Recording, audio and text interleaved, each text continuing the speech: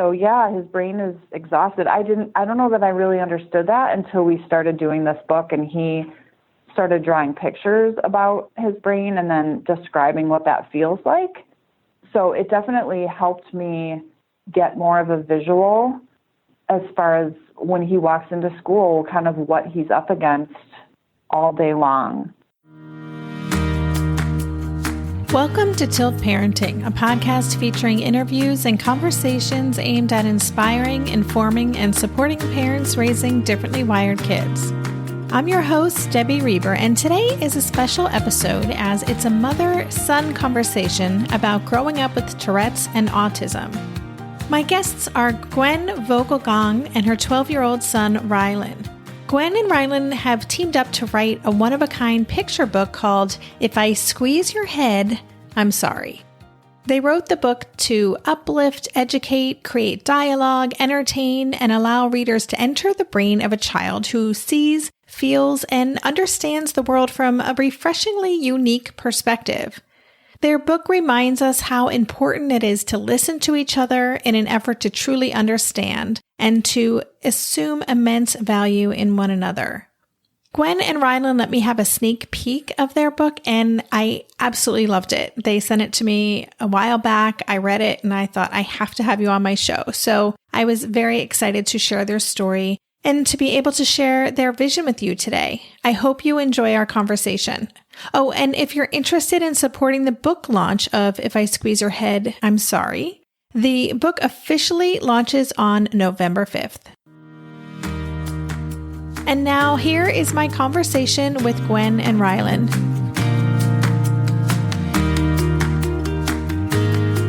I'm really excited. I was, I get a lot of emails about people sharing what they're doing about the podcast, but I got yours and I took one look at your book and I was like, I have to have you on the show. So. Oh, thank you. That's so sweet. Yeah, we're pretty excited. It's turned out to be such a fun project for both of us. I think Rylan's like, why are we still talking about this book? Because it was like a year ago that I did this, but that's just an issue of not understanding timing of publishing. Yes. Oh, goodness. Publishing. It's years and years sometimes. Years and years. It is. So much hard work. It is. But at the end, you have a book. An amazing book. We're getting started on writing his next book just in preparation to keep this going because all of his words are, 2 years old now. What I want to do for my next book is the dragon. I want to make a dragon series where me and a Minecraft person named Steve go on this awesome adventure. So yeah. I like it. He's already written quite a bit of it. That's very exciting. I have to tell you, Rylan, that I have a son who's just turned 15 years old. And how old are you, Rylan? 12. You're 12. Okay.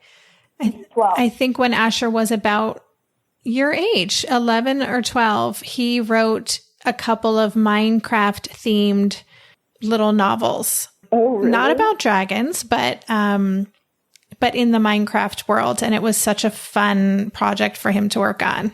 Cool. Yeah, we are big Minecraft fans. He's sitting here with a Minecraft book, just in case he gets so bored. Yes. Always have to have a plan B. And a plan C and a plan D. And a plan B. Well, do you guys want to take a minute and you can both share however you want to do this? I would love if you could tell the listeners about the book that you wrote together, If I Squeeze Your Head, I'm Sorry. Yeah. So I'm Gwen, and I am the mom. And this book is a picture book. It's drawings that Rylan did. I stole Mom's hat. About what it feels like to live in his brain. And do you want to tell everybody who you are? My name is Rylan. And what do you have to do with this book? I'm the author. This is based. Ooh, sorry. based on my perception of the world. Yeah. And so what do you live with? What are your, what we would call special needs? That syndrome and autism. Yeah. So Rylan did a bunch of drawings about what it felt like to live in his brain and then started talking about them. And I just decided, well, this is better than any therapy we've ever done as far as learning what it feels like to be him. So I just started typing down what he would say. And it turned into just the most introspective, unique, imaginative way for him. And it was all my idea. I wanted to do an entrepreneur thing where I sell pictures, and it came up to this. I don't know why, but... Yeah. We were living in Denver at the time, and I did a semester of homeschooling with Rylan, and we were studying about being an entrepreneur, and we went and interviewed. Do you remember who we interviewed? No. Miss Lennon. Yeah, so she owned a cafe by our house that we frequented. We could walk there, and he wanted to talk to her about her journey of being an entrepreneur. And then she said, Rylan, what do you want to do? And he said, well, I'm going to be an artist. So she offered up her cafe as a place that he could do an art show. So then, of course, we had to do an art show. Yeah, and then everybody after that wanted my art show. Yeah. So Rylan wanted to do a Pokemon-themed art show, and what did I say? No. I wasn't willing to invest that kind of time into a Pokemon art show. So we settled on drawings about what it felt like to be him and to live in his very special and unique brain. And it evolved into what will soon be this book through just kind of a miraculous journey in publishing. So that was the origin, and it has taken on lots of different shapes, and we are pretty excited about it. I'm just curious, where are you in the publishing journey, and when is this coming out, and are you self-publishing it, or are you working with a publisher? We are in the nether of Minecraft. We're in the I know exactly what you mean.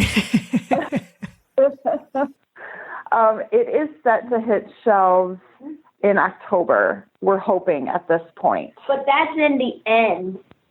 That will be the end of the nether. Yeah. No, that's the big that be where you defeat the end, right? And it'll be Amazon, Barnes & Noble. But yeah, it is. The book is about 99% done, so we're getting so close. Wow. Yeah.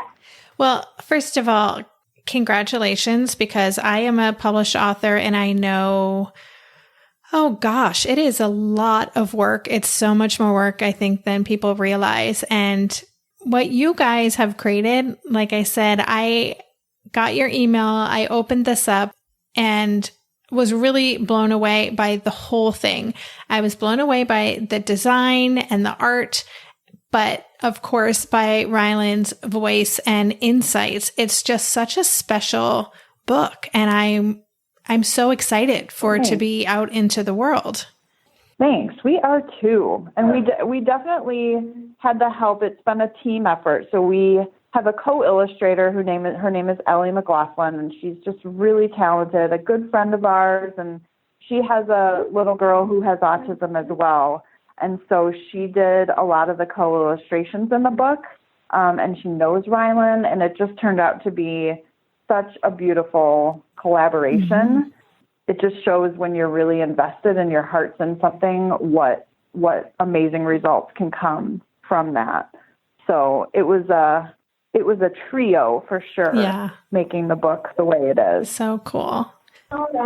Yeah. So Rylan, I have a question for you. You do such a great job of expressing what it's like to be inside your brain. I'm wondering why you felt it was important to share that with other people. He's thinking.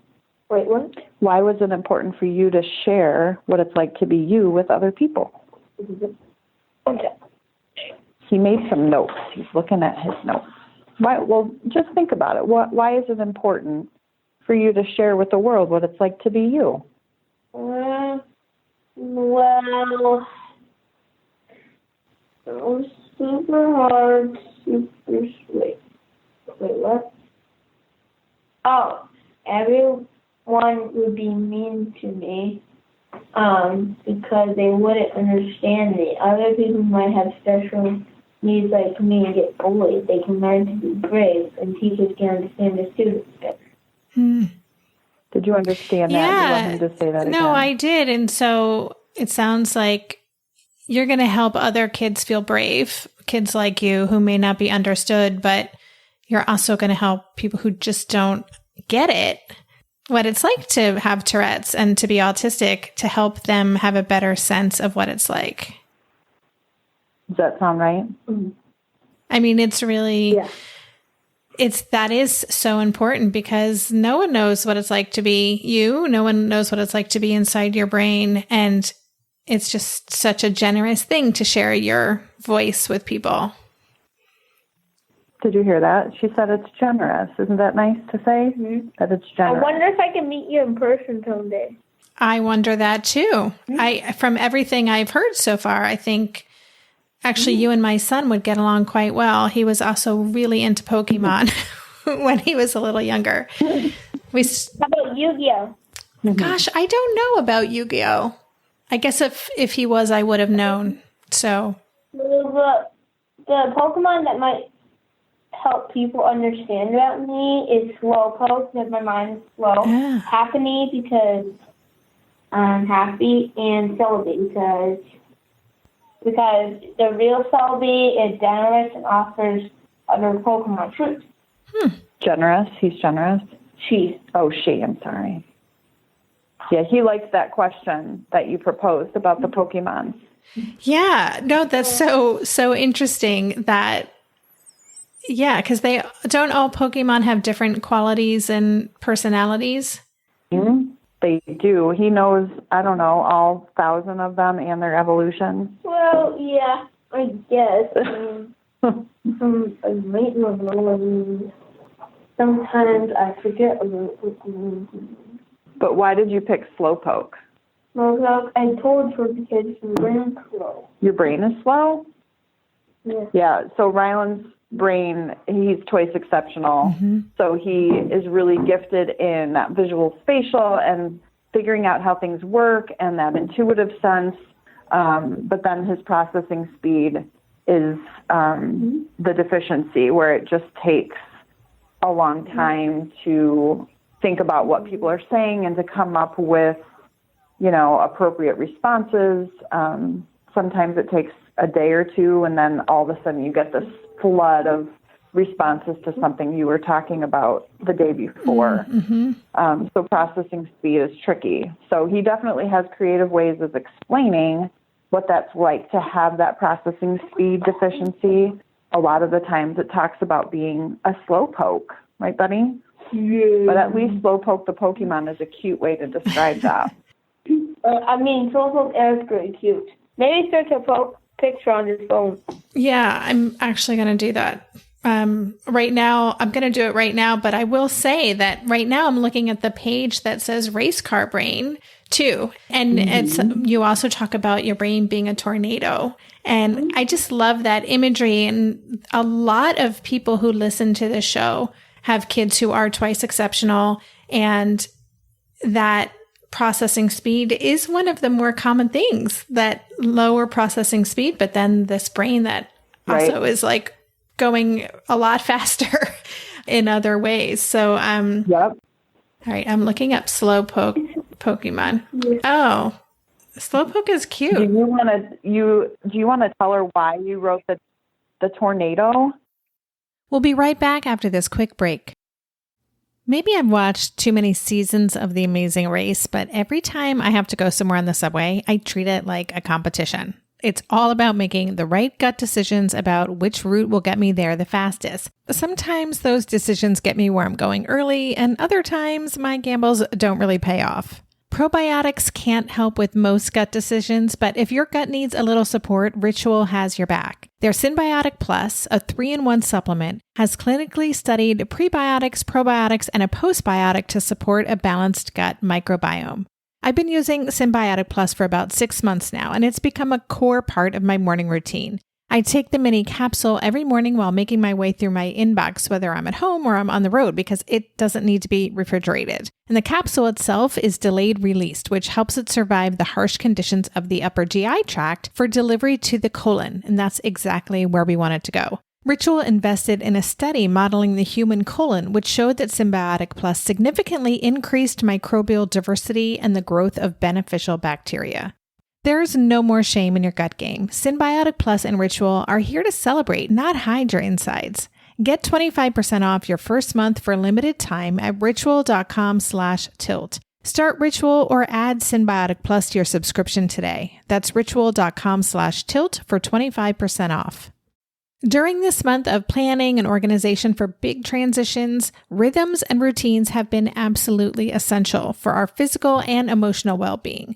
So Green Chef nights are reliably and predictably a good night. We know the ingredients will be fresh and prepped, the instructions easy to follow, and the meal delicious. We're all still talking about last week's turkey tacos with mango chimichurri sauce, refried beans, and Monterey Jack cheese. Green Chef contributes to a healthy lifestyle with easy and delicious menus like fresh seasonal salads and grain bowls, and with over 80 weekly meal and market options, plus rotating options to suit a variety of lifestyles, whether Mediterranean, plant-based, calorie-smart, keto, protein-packed, gluten-free. There are always plenty of options to choose from. Whatever you select, you'll get farm-fresh ingredients, organic whole fruits and veggies, and premium proteins, all delivered straight to your door. I love those 4 words. Straight to my door. Oh, and one more thing I love about Green Chef, they have an app, which means it's easy to manage meal preferences and delivery from your phone if you want to. And I, for one, want to. I am in that mode where I'm making the most of little moments like waiting in line at the pharmacy or for the F train to pull into the station to tackle all of those to-dos. So the convenience of an app is key for me. Green Chef has a special offer for Tilt listeners. Go to greenchef.com/tilt50 and use code TILT50 to get 50% off plus 20% off your next 2 months. That's 50% off plus 20% off your next 2 months when you use the code TILT50 at greenchef.com/tilt50. Why does your brain feel like a tornado? What do you mean by that? I'm confused, really confused. Feeling confused, you said? Yeah. What is it like a tornado? No, my mind's spinning. Whoa. Yeah. You get super dizzy? Yeah. Yeah. Because what kind of thoughts go through your brain? Pokemon, Minecraft, Yu-Gi-Oh, school, blah.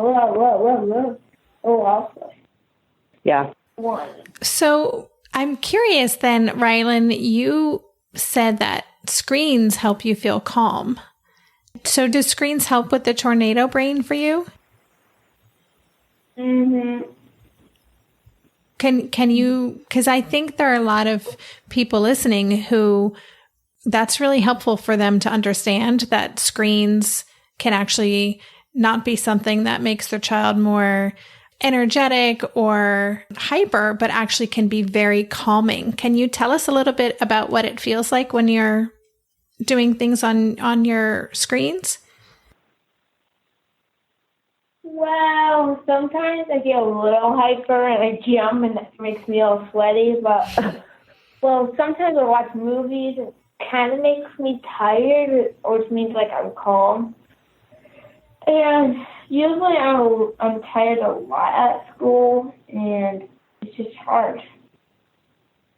Yeah, he likes to come home and decompress. Yeah. Which, is your parenting instinct is like, no, don't jump on a screen. But it really, I really feel like his brain's on hyperdrive all day, trying to attend and stay in tune and focus on what is expected of him. So we have really had to just kind of come to terms with the fact that coming home and spending some time on a screen does actually help him, in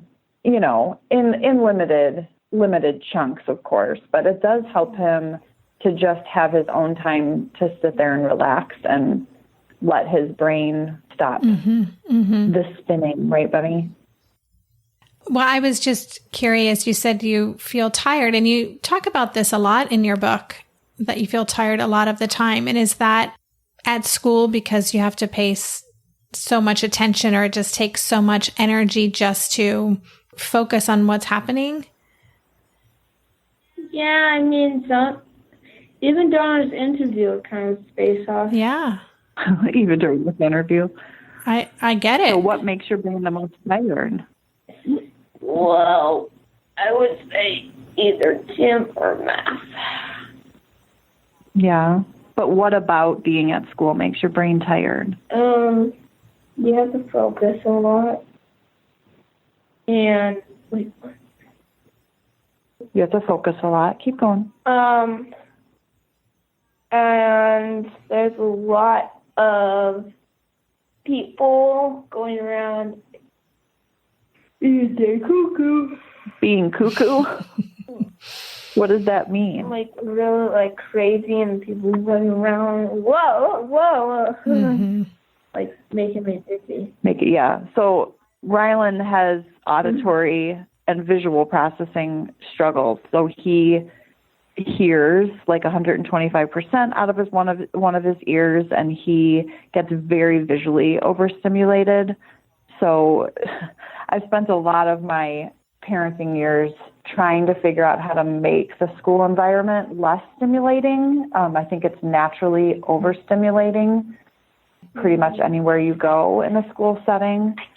And that just, he attends to everything he sees and everything he hears. And so to weed out the information he's supposed to be taking in versus everything else around him it's pretty much impossible for him to do. Mm-hmm. So yeah, his brain is exhausted. I don't know that I really understood that until we started doing this book, and he started drawing pictures about his brain and then describing what that feels like. Yeah. So it definitely helped me get more of a visual as far as when he walks into school, kind of what he's up against all day long. And it gives me just more patience as his mom when he comes home, understanding how exhausted he physically and emotionally, and his sensory system is just kind of shot. Yeah, I think that's one of the gifts of this book is, you had that experience of learning more. And I think that so many parents and teachers are going to better understand the experience of some of their kids because of this, yep. And that's so exciting. I hope so. And we're doing a curriculum guide to go with the book that you can have as a virtual download. And that's where I can kind of have my piece in there, talking to teachers about that parent perspective that, it's just impossible to have. We can't expect that every teacher understands what his journey is like, because if it's not something you've lived, it's not something that you can fully grasp. Mm-hmm. So the curriculum guide just offers just big picture opportunities and questions and very sensory focused activities as it relates to the content of each page, that they can dive deeper, in like a 10-minute chunk, because I know teachers have zero time for anything extra.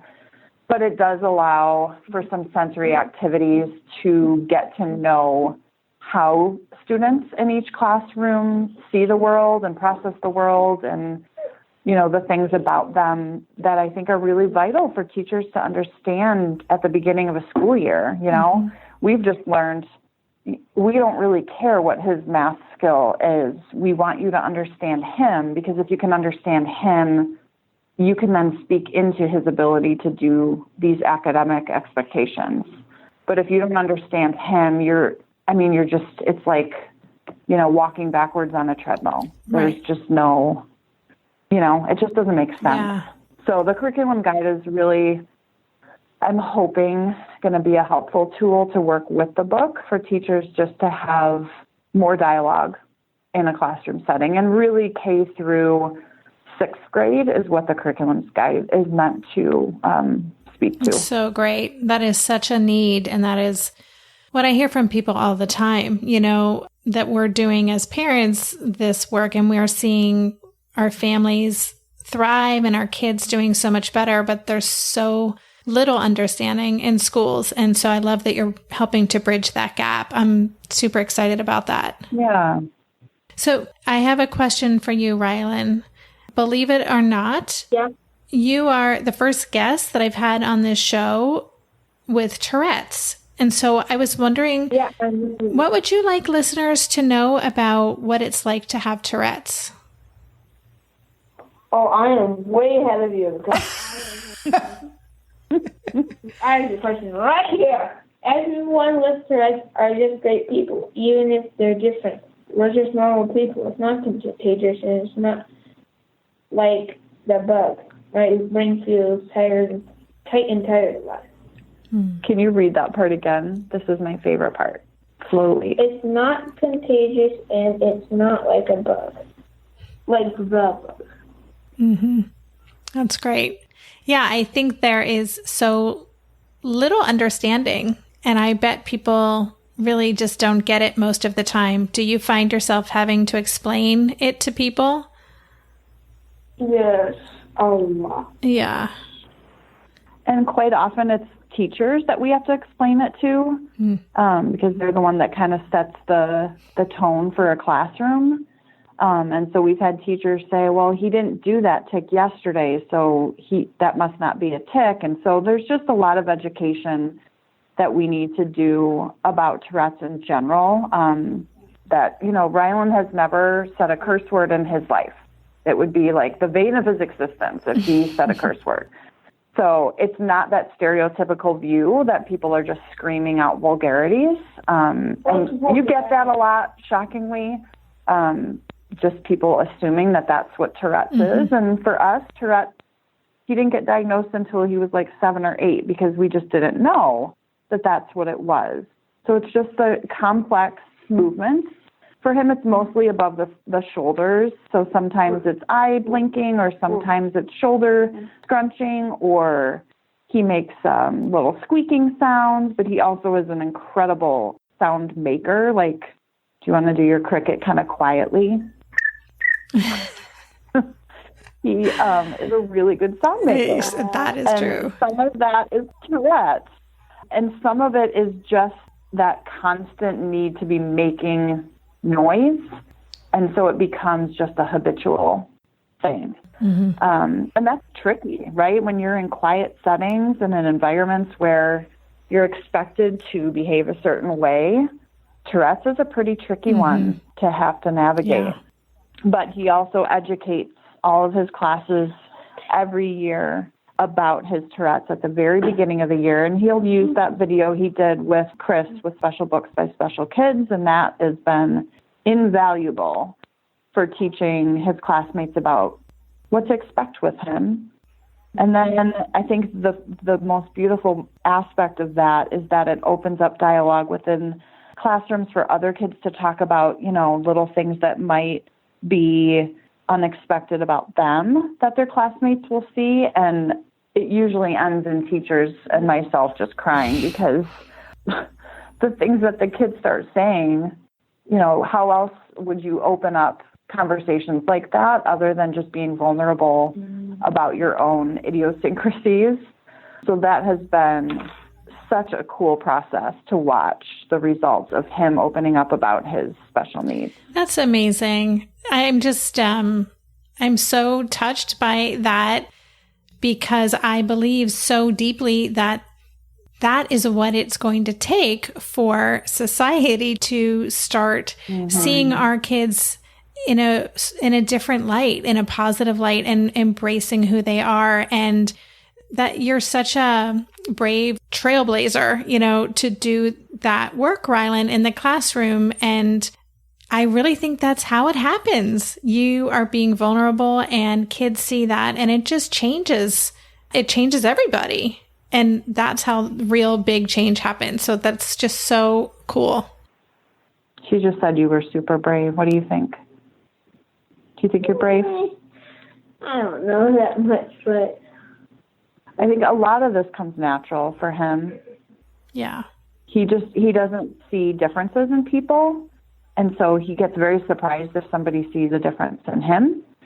And that's one of the things we love about him the most is, he'll see somebody in a wheelchair and he'll say, oh, well, yeah, her special need is she wears. He won't notice that she can't walk. Mm-hmm.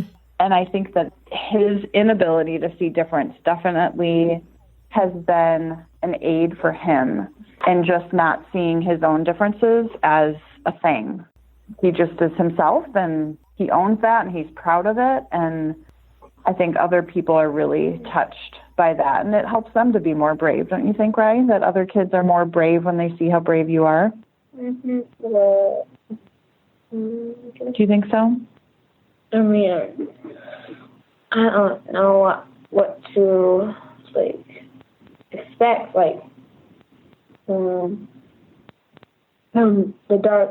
the unpredictable dark forest, The unpredictable, yeah. That's one of your pages in your book. Yeah. Never know what to expect. And that can be hard. Mm-hmm. He had a couple pages that he really liked the most, Deborah. Would you like him to read one of those for you? Would that be appropriate? Yeah, I would love that. We'll be right back after this quick break. Hey there, it's Debbie. I love making this show and sharing conversations about how to support our awesome neurodivergent kids. I've seen how even one little insight from an interview can spark a big shift in daily life. But I know that raising complex kids can be messy and lonely. And just when we think we figured it out, something comes up that boots us right back to feeling overwhelmed and stuck. That's why I've poured everything into creating a way for parents like us navigating complex parenting journeys to join together and chart a path that feels positive, hopeful, and doable.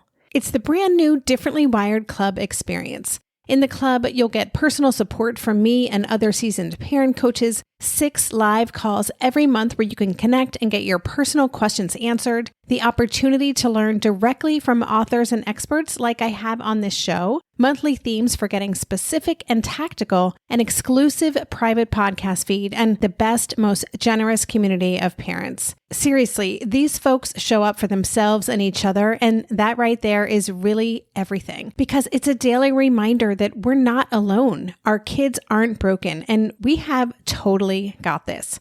The recently rebooted Differently Wired Club is on a brand new platform with its very own iOS and Android app. It is such a great space. However you learn, whatever your style, no matter the ages, genders, and neurodivergent profile of your children, the Differently Wired Club can help you cultivate the positive shifts you're hoping for. Join us today by going to tiltparenting.com/club. That's tiltparenting.com/club. I hope to see you on the inside. Lynn, this time of year, parenting can be such a flusterclux. You've come to the right place. I'm Lynn Lyons, and I've been treating anxious families for over 30 years. I'm Lynn's sister-in-law and co-host Robin Hudson. Join us for Flusterclux, a podcast for parents who worry. Wait, that's everybody. Yeah, these last few years have felt like one long anxiety attack for so many. Why do you think parents are always surprised that a podcast about anxiety relates to them, even if no one in their house has an anxiety disorder? Well, worry is human. Everyone does it, and anxiety shows up when we face uncertainty. All the parenting tips you've taught me have been essential. I love to break it down into skills we need to manage worry in our families. We've covered so many topics: depression, burnout, meltdowns, perfectionism. Don't forget scary mothers-in-law. Right, but of course that's not my mother-in-law. Because that's my mother. And a listener. As a psychotherapist, I like to teach parents and kids how to respond to everyday moments in healthy ways. Managing anxiety really can be taught. It really can. And I'll even tell you what to say. We talk about serious stuff, but without being too serious. Anxiety wants everything serious. Anxiety doesn't stand a chance when we're laughing, even about the tough stuff. Which one do you want to read? Two Joys or The Wave of Relaxation? Okay, Two Joys is shorter. Just read it nice and slow for her. You're almost done, okay, buddy? So this is a page from his book called Two Joys. And the picture, we can send the picture if you want to show the picture in notes. Sure, but can you read it? Mom, can I ask you a question? You know, like that movie Inside Out, what do you think my brain headquarters does when I have a tic? Tics are very important to me, so they have to live in my headquarters. I think there's a monster hiding up here, and he runs out and puts his in his chip that makes me have a tic. He's definitely not a friendly emotion. Then I think my anger and sadness join together to form confusion and frustration. good thing I have 2 joys up there. Mom, I think it really helps with my tics. Yeah, so we saw Inside Out, and that movie resonated so strongly. Well, I think with a lot of people, but with him especially. So that's what he had to say about that movie, that he thinks he has 2 joys up there, because when the tic comes to hit his button in his headquarters, the second joy comes really fast to hit it again so that he doesn't stay frustrated about his tics. And I just thought, well, what better way for me to understand what goes on in your little brain than that? That's great. It's beautiful.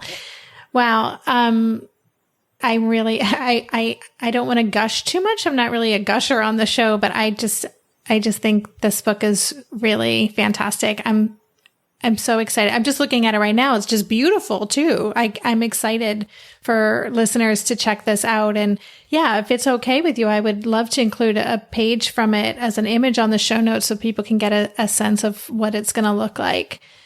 Absolutely. If you and either of you can answer this, if this book could do anything in the world, if it could change the world in any way once it's out and available, what would that be? What? If a book could change the world in any way, what would you want it to do? Make you famous. Make me famous. Got it. Anything else? No, nothing else. Nothing else.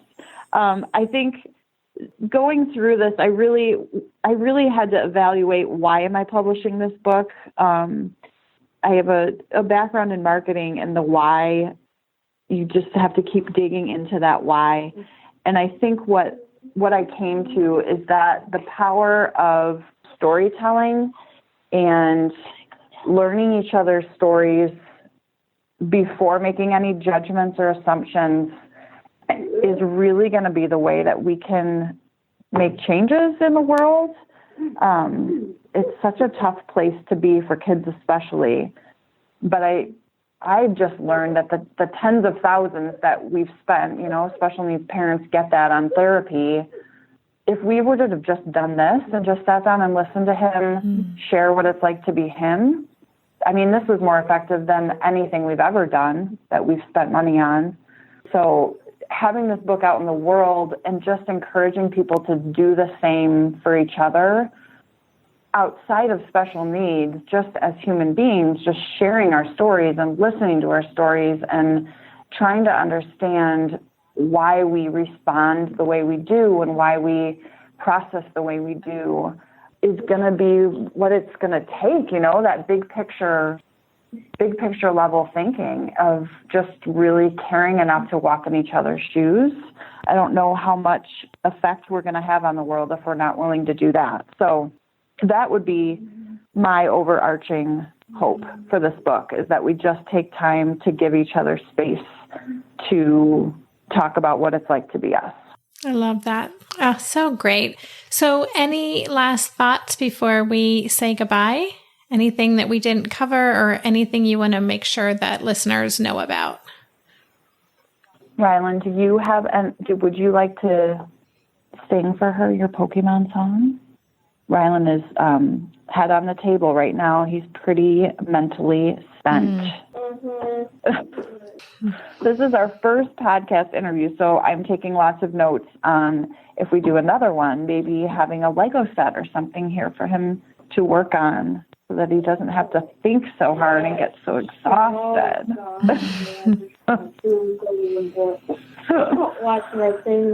And I do want to give props on here to Chris with Special Books by Special Kids, because him coming to do what we were just talking about, he just shares stories. And he has shared so many amazing stories that never would have otherwise have been shared. And you can just spend hours and hours lost on his channel just listening to what it's like to be all of these different people who have differing abilities. Yeah. And different challenges and different gifts. And I think different obstacles. Different obstacles, yeah, Rylan said. And his passion for doing that and the effect and the power of that video he did with Rylan the effect that that's had on our ability to share Rylan's story has been really amazing. Yeah, listeners, it's Chris Ulmer has, many of you probably have checked out his YouTube channel, Special Books for Special Kids. I watched your video, Rylan. It was awesome. And yes, I've actually been trying to get him on the show. So maybe I'll mention your name and see if that opens the door for him to come and guest on the show. But yeah, he's doing great work. I hope you can get him. He is doing amazing work. Absolutely. Well, listen, I'm going to let you both go. I am so grateful that you took time to come and talk to me. And I just think I want to be a part of helping to spread the word about this project. Thank you so much. You're so welcome. We appreciate that. So nice to talk with both of you. And hopefully, Rylan, we can meet in person one of these days. Yeah, I hope. He promises he won't squeeze your head right away, but on the second meeting, he might. Okay, good to know. Awesome. All right. Well, have a great rest of your day, you two. I'll talk to you soon. Thanks so much. You've been listening to the Tilt Parenting Podcast. For the show notes for this episode, visit tiltparenting.com/podcast and search for this conversation. If you like what you heard on today's episode, I would be grateful if you could take a minute to head over to Apple Podcasts and leave a rating or a review. Thank you so much for helping us stay visible so people who would benefit from the show can easily find it. If you want to support the show and help me cover the cost of production, please consider joining my Patreon campaign. To support the show, just visit patreon.com/tiltparenting. Lastly, if you aren't already part of the online community at Tilt, I invite you to sign up at tiltparenting.com on the box in the bottom where it says Join the Revolution. Every Thursday, I send out a short email with a quick note from me, a link to that week's podcast episode, and links to 5 stories from the news that week that are relevant to parents like us. Again, you can sign up and learn more about Tilt at www.tiltparenting.com. If you're a parent, I invite you to join us at the Mindful Mama podcast, where it's all about becoming a less irritable, more joyful parent. With sometimes hilarious and always thought-provoking experts and friends, at Mindful Mama, we know that you cannot give what you do not have. And when you have calm and peace within, then you can give it to your children. I'm Hunter Clark Fields, and I can't wait to see you there. Listen in to the Mindful Mama podcast.